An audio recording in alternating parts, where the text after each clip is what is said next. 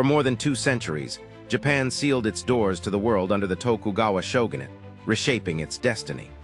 The Tokugawa Shogunate, established in 1603 by Tokugawa Ieyasu, marked the start of Japan's Edo period, a time defined by remarkable political stability and strict social order.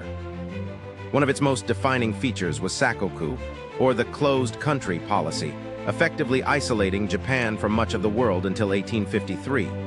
This isolation wasn't just about shutting borders. It was a deliberate effort to control foreign influence, especially limiting the spread of Christianity, which shoguns viewed as a threat to their authority and Japan's social harmony. Foreign trade was tightly restricted, allowed only through the port of Nagasaki under strict government supervision.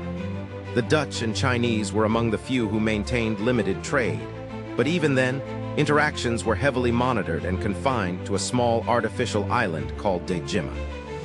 Internally, the Tokugawa Shogunate reinforced a rigid class hierarchy with samurai at the top, followed by farmers, artisans, and merchants. Despite the closed borders, this period saw significant cultural growth.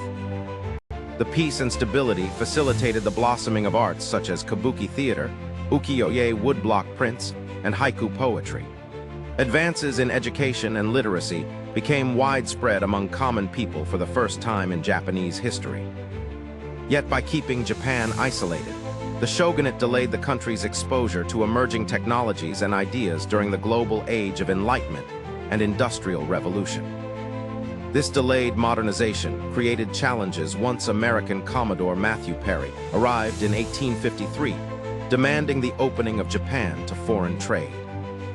Perry's arrival exposed the Tokugawa regime's vulnerabilities and eventually led to the end of Japan's seclusion, paving the way for the Meiji Restoration and rapid modernization.